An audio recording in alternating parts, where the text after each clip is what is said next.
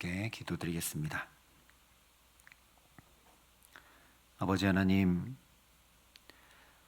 저 태초에 하나님께서 생기를 불어넣어 생명이 되게 하셔서 에덴 동산의 복된 삶을 살게 하셨던 것처럼 오늘도 우리에게 새날을 주셨으니 성령 충만케 하여 주셔서 복된 하나님 나라를 살아감에 부족함 없도록 이 시간 우리에게 임재하시고 역사하시고 함께하여 주시옵소서. 예수님 이름으로 기도합니다. 아멘. 오늘 우리에게 주시는 하나님 말씀은 열왕기상 1장 32절부터 39절의 말씀입니다. 열왕기상 1장 32절부터 39절의 말씀을 봉독해 드리겠습니다. 하나님의 말씀입니다. 다윗 왕이 이르되 제사장 사독과 선지자 나단과 여호야다의 아들 브나야를 내 앞으로 부르라 하니 그들이 왕 앞에 이른지라. 왕이 그들에게 이르되 너희는 너희 주의 신하들을 데리고 내 아들 솔로몬을 내 노새에 태우고 기혼으로 인도하여 내려가고 거기서 제사장 사독과 선지자 나단은 그에게 기름을 부어 이스라엘 왕으로 삼고 너희는 뿔라파를 불며 솔로몬 왕은 만세수를 하옵소서 하고 그를 따라 올라오라. 그가 와서 내 왕위에 앉아 나를 대신하여 왕이 되리라. 내가 그를 세워 이스라엘과 유다의 통치자로 지명하였느니라. 여호야다의 아들 브나야가 왕께 대답하여 이르되 아멘. 내 주 왕의 하나님 여호와께서도 이렇게 말씀하시기를 원하오며 또 여호와께서 내 주 왕과 함께 계심같이 솔로몬과 함께 계셔서 그의 왕위를 내 주 다윗 왕의 왕위보다 더 크게 하시기를 원하나이다 하니라. 제사장 사독과 선지자 나단과 여호야다의 아들 브나야와 그렛 사람과 블렛 사람이 내려가서 솔로몬을 다윗 왕의 노새에 태우고 인도하여 기혼으로 가서 제사장 사독이 성막 가운데에서 기름 담은 뿔을 가져다가 솔로몬에게 기름을 부으니 이에 뿔나파를 불고 모든 백성이 솔로몬 왕은 만세수를 하옵소서 하니라. 아멘. 열왕기상 말씀을 통해 하나님과 관계에 그리고 신앙과 삶에 나와 내 주변에 분열을 일으키는 죄인의 길에 서지 않는 것이 그저 어떤 악한 일들에 동참하지 않고 가만히 있는 소극적 모습만이 아닌 것을 계속 함께 살피면서 은혜를 나누고 있습니다. 그 첫 번째는 효율과 능률, 가치와 이해관계에 따라 사람을 대하는 게 아니라 존중과 사랑, 자비와 긍휼로 대하는 것이었습니다. 두 번째는 그냥 말씀을 내가 알고 있는 게 아니라 행하여 확증하는 것이었고, 세 번째는 그 말씀을 반복하고 또 반복하는 것이었습니다. 네 번째는 모든 환난에서 구하시는 구원의 하나님을 기억하고 의지하는 것이었습니다. 이어지는 오늘 32절 이하의 솔로몬을 왕으로 옹립하는 이야기에서도 계속해서 죄인의 길에 서지 않는 것이 능동적이고 적극적으로 어떻게 하는 것인지 말씀해 주고 있습니다. 먼저 32절부터 34절에 보면 다윗이 솔로몬을 왕으로 옹립시키는 일에 대해서 구체적으로 지시해 주고 있습니다. 솔로몬을 왕의 노새에 태우고 제사장 사독과 선지자 나단, 경호대장 브나야 등등 공식 관료들을 대동해서 기혼으로 내려가 거기서 왕위 즉위식을 거행하라는 것이었습니다. 우리 먼저 잠깐 지도를 보도록 하겠습니다. 저기 지도에 노란색으로 기혼셈 에느로겔 이 표기가 되어 있는데, 이 지도에서 볼 수 있는 것처럼 기혼은 예루살렘 다윗 궁전 바로 아래 있는 셈이고 주요 수원지였습니다. 그렇기 때문에 여기 물이 있기 때문에, 셈이기 때문에 백성들이 자주 왔다 갔다 하는 그 왕래가 잦은 곳이고 사람들이 많이 왕래하기 때문에 가장 대중적이고 공개적인 장소였습니다. 다윗이 바로 거기서 솔로몬을 왕으로 기름 부어 세우라 한 것입니다. 이 기혼에서 왕으로 기름 부어 세우라 한 이유에 대해서는 다음 시간에 조금 더 자세히 살펴보도록 하고, 지도 다시 한번 보겠습니다.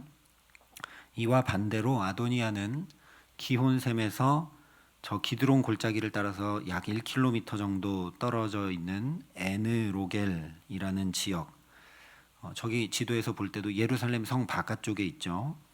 이 에느로겔에 따로 나가서 자기 사람들만 불러서 은밀히 왕위 즉위식을 거행했습니다. 우리가 저 에느로겔을 앞서 사무엘서에서 한번 본 적이 있습니다. 사무엘하에서 다윗이 압살롬에게 반역당해서 피난 갈 때 저 에느로겔을 거쳐서 이제 피난을 가게 되는데, 이 에느로겔에 누가 남아 있게 되냐면 제사장 사독과 아비아달의 아들들이 감히 저 성으로 들어가지 못하고 성 바깥쪽 가까운 에느로겔에서 압살롬의 동태에 대한 그 정보를 한 여인이 빨래 빠는 것처럼 위장해가지고 이 에느로겔까지 와서 정보를 전해주고 되돌아가고, 그 정보를 가지고 다윗에게 전해주었던 곳이 바로 저 에느로겔입니다.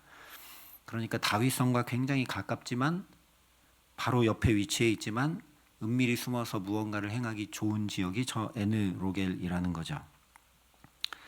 그러니까 이 기혼과 에느로겔을 비교하여 생각해 보면 죄인의 길에 서지 않는 다섯 번째 모습은 너무 단순하고 당연하게도 공개적으로 행하는 것임을 우리가 알 수 있습니다.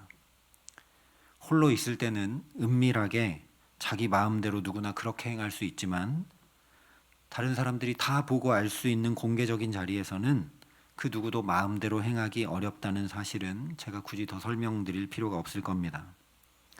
내 언행 심사를 공개적으로 행하는 것이 유혹과 시험에 빠지거나 죄인의 길에 서지 않게 하는 보루가 되어 준다는 말씀입니다. 언제나 광장에 나가서 내 모습을 다 노출시켜야 된다, 그런 말씀이 아닙니다. 아도니아와 같이 스스로도 가장 먼저 호위대를 세워야 할 만큼 다른 사람들에게 떳떳하지 못한 행동, 예루살렘 성 밖으로 나가 자기들끼리만 모의하고 다윗에게도 나단 선지자에게도 숨기며 행해야 하는 일들은 우리가 하지 않으면 된다라는 말씀입니다. 한마디로 누구에게나 간증이 될 만한 선택과 결정으로 살아가는 것이 바로 죄인의 길에 서지 않는 것이라는 말씀입니다. 오늘을 시작하기 전 이 첫 시간, 내 말은 누가 들어도 괜찮은 말인가? 어린아이가 들어도, 나이 많은 어르신들이 들어도, 누가 들어도 괜찮은 말인가? 내 행동은 누가 보아도 아무 문제가 되지 않는 행동인가? 내가 이렇게 선택하고 결정하는 것이 하나님과 사람 앞에 한 점 부끄럼 없는 것들인가 등등, 오늘 내가 살아야 할 삶에 대해, 내가 만나야 될 사람들과의 관계에 대해 하나님 앞에 묻고 기도하며 행하는 저와 여러분 되게 하시기를 간절히 소망합니다. 여섯 번째는 바로 아멘으로 화답하고 아멘의 삶을 사는 것입니다.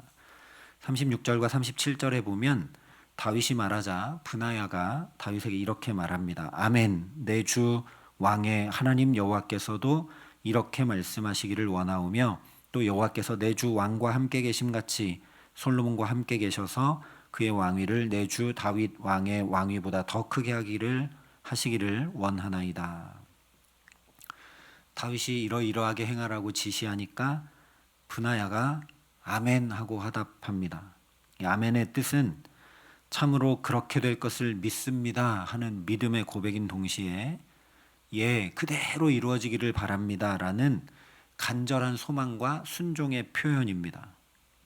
그래서 실제 38절 39절에 다윗의 지시에 그저 그렇게 동의하고 호응하고 간절히 그렇게 되기를 원합니다 얘기만 한 것이 아니라 그대로 수행하고 있는 걸 보게 됩니다. 제사장 사독과 선지자 나단과 여호야다의 아들 브나야와 그렛 사람과 블렛 사람이 내려가서 솔로몬을 다윗 왕의 노새에 태우고 인도하여 기혼으로 가서 제사장 사독이 성막 가운데에서 기름 담은 뿔을 가져다가 솔로몬에게 기름을 부으니 이에 뿔나팔을 불고 모든 백성이 솔로몬 왕은 만세수를 하옵소서 하니라. 물론 이렇게 행한 것은 다윗의 지시 때문이 아니라 하나님께서 솔로몬을 이미 다윗 다음 왕으로 택하셨다는 그 언약의 말씀대로 다윗이 행하도록 알려주고 또 지시했기 때문에 결과적으로 하나님의 언약의 말씀에 아멘으로 응답한 것입니다. 그런데 아무리 하나님의 말씀에 아멘, 진실로 그렇게 되기를 원합니다 라고 마음으로 간절히 소원하고 응답해도 아무것도 하지 않고 그냥 가만히 있으면 아도니아가 그대로 그냥 왕이 되는 것이고 21절에 밧세바가 말한 대로 죄인의 길에 서서 죄인이 되고 마는 것입니다. 우리 실생활에서도 어떤 범죄를 방치한 일에 대해서는 내가 그 범죄에 동참하지도 않았고 그 나쁜 어떤 행위를 하지 않고 나는 아무것도 하지 않았지만 방조죄가 적용되고 처벌됩니다. 마찬가지로 아무리 마음으로는 하나님의 뜻을 따르고자 하나 그저 가만히 있는 것은 결과적으로는 죄인의 길에 서는 것이 되고 만다는 말씀입니다.